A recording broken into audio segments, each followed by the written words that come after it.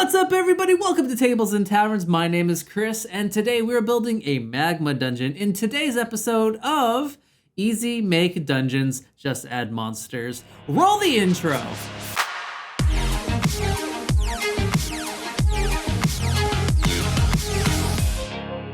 When it comes to your dungeons or your adventures, are you feeling a little stuck? A little out of inspiration? Being a little burnt out from being the forever DM? These feelings are totally normal, which is why I started this series, to help lighten your load and give you a little bit of inspiration for your next adventure.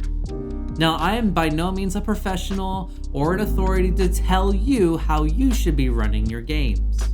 And while making this video, I learned so much from other people who are online who had a lot of really great ideas. Alright, so today we're making our 5-room dungeon. And if you haven't already, go ahead and check out the video where you can learn how to make your own 5-room dungeons right over here. Alright, so let's get started.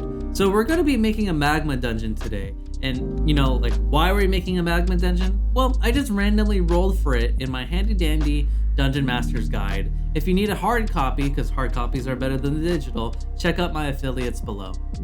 So this dungeon can be used at any level 1 through 20. All you have to do is add your own monsters, encounters, and rewards. Think of this more as a template to help you design your next session.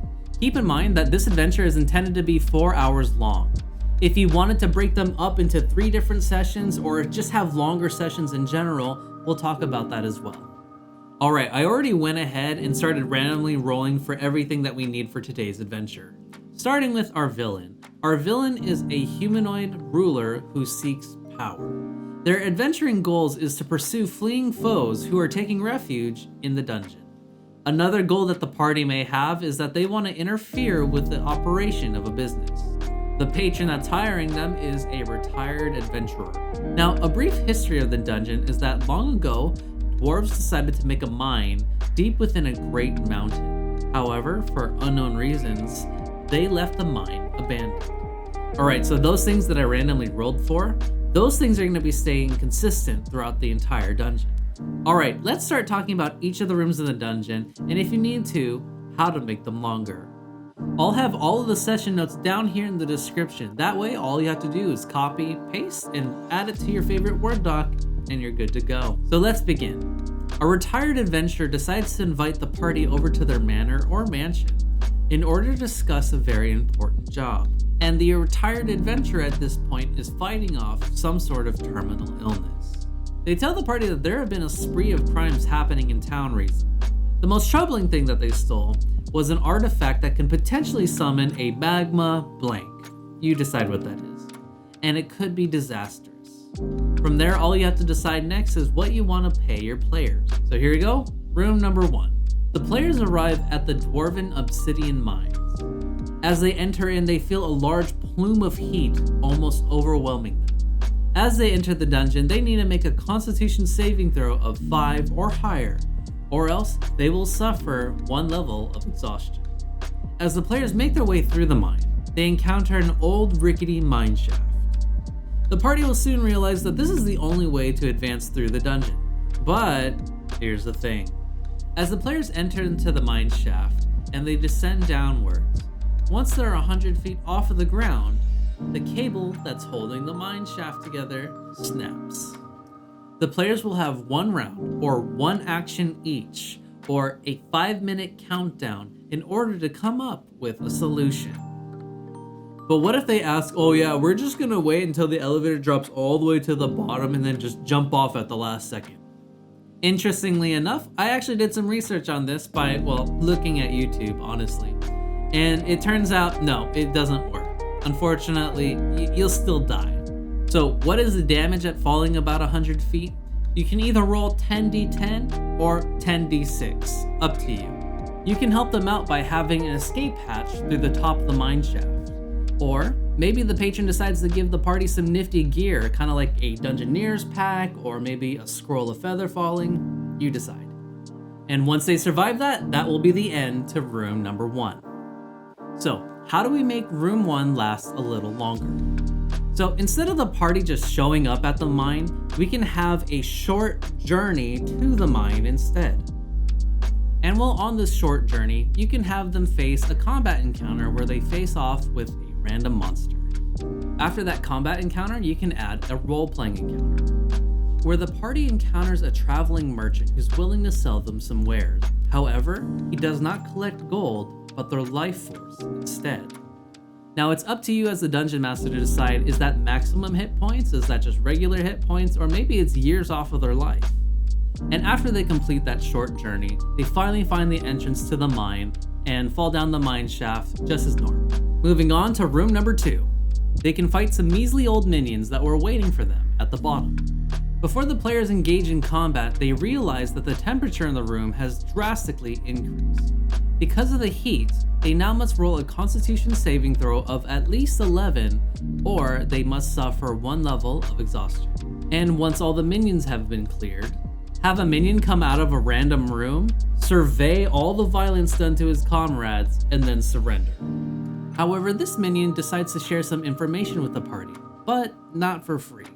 This is when the party will either beat him up, interrogate him, intimidate, bribe, persuade him. It's up to them. And once they succeed on a DC 15 social check, he will reveal that there are many tunnels here. However, there are 2 that are particularly interesting. Tunnel number 1 will lead to a vault, which will include gold, magical equipment, and a ledger for the villain's personal enterprises. Tunnel number 2 will include the ritual site for where the Magma Blank will be summoned. This will even work when your players decide to split the party. So the only difference between these 2 tunnels is that one tunnel in room number 5 will have a vault with the money, the magic item, and the ledger.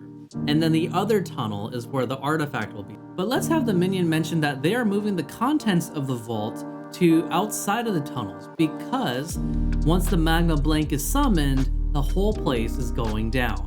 So if your party is questioning his motives, just have him share that he would like a little bit of the loot. That, and he kind of doesn't want to die. So in order for room number 2 to last a little bit longer, we can add another combat encounter where they face off with another random monster. And after that, you can add an exploration challenge, where players have to be making survival checks in order to make sure that they're traveling down the right tunnels. Where your players will be making survival checks just to make sure they're traveling down the right tunnels. The survival DC will be 10. You either succeed or you don't. And if you don't, then you can just retrace your steps, start all over again. It's very frustrating. It will last longer, and your players will be like, wow, we got really lost. Once they succeed on their survival checks, they will reach room number 3. And when the players enter room number 3, they will notice that the temperature has increased drastically. The players now must make a constitution saving throw of 17 or higher, or suffer 1 level of exhaustion. The players will then enter an enormous cavern, and at the bottom of that cavern is a magma lake. And on the other side of the cavern, they will see an exit tunnel. And to get to that exit tunnel, all they have to do is cross a stone bridge which goes over the magma lake. That's when the players feel an intense earthquake which shakes the entire cavern, making boulders fall down and collapsing the bridge in the middle. This is the part where you want to attempt to split the party. Now after that happens, the players will now have to figure out a solution to get to the other side. And after the players are in the middle of executing their plan, that's where you can have some minions come out and start attacking the players. To make this room last a little bit longer, we can have the bridge break in multiple sections, while enemies are shooting arrows at them, or rocks depending on how lethal you want this encounter to be. And once they go through the exit tunnel, that's when they're gonna reach room number 4.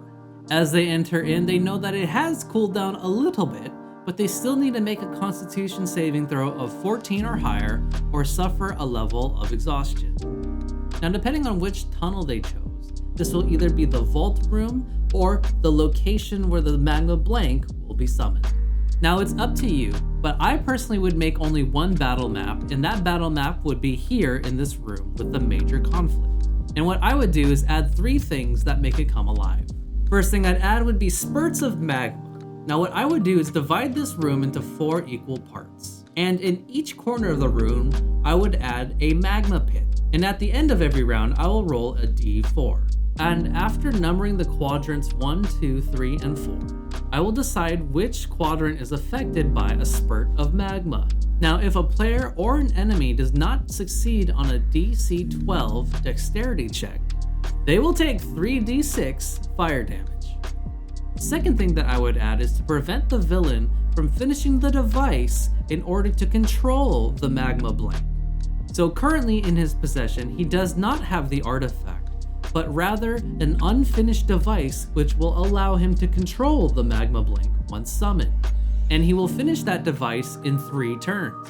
And after that, he will retreat to room number 5 in order to summon the magma blank. Now if we're talking about tunnel number 1, which has the vault in it, the players will have 6 rounds of combat in order to open the vault, or else there will be a great earthquake which will cause a sinkhole in the tunnel, but the sinkhole will only take the vault. Now the third thing I would add are 1-hit kill minions, meaning they only have 1 hit point, but they do a fair whack of damage, like 5 points of damage or 1 point of damage. It really depends on how tough your players are. And after they've opened up the vault, or they've defeated the villain from completing his contraption, they will reach room number 5. And once they've entered either inside of the vault or inside of the room that holds the artifact, they will need to make another Constitution saving throw of only 8 this time because it is a little bit cooler in here. And again, if they fail, they will suffer 1 level of exhaustion. Now, after the players retrieve either the gold or whatever it's in the vault, or if they retrieve the artifact, there will be yet another great earthquake. And this earthquake will allow the entire tunnel system to collapse.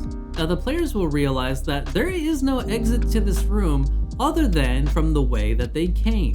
So in order to escape every single room that they've been in prior, they will be needing to make acrobatics checks or athletics checks. So they need to start from room 5, escape to room 4, escape to room 3, and so on. Room number 4 will have a 10-foot wide magma pit right in front of the exit. Room number 3 will be exactly as it was before, but the magma will have raised so much they will only have 10 feet before it reaches the bridge.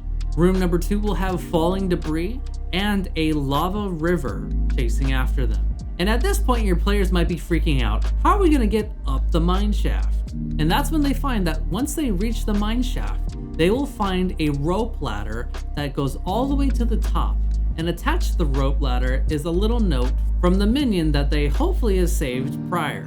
And on that note, it'll say good luck, chumps, or friends, depending on how they interacted with them. Well, there you have it. We have successfully created our Magma Dungeon.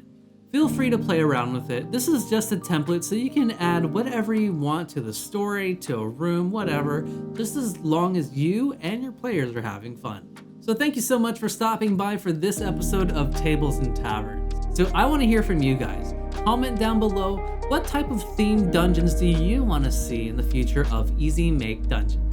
If you're a dungeon master or a very serious player and you want to elevate your role-playing or dungeon making skills, I offer one-on-one coaching to help improve your abilities. If you are interested, please send me an email down below. That way we can get on a schedule with you for your first free consultation. And hey, if you're a brand new dungeon master and you've never played before, or you haven't even played your first year of Dungeons and Dragons, your first 4 sessions are absolutely free. Thank you guys so much for sticking around. Please subscribe to the channel for some more player and dungeon master tips.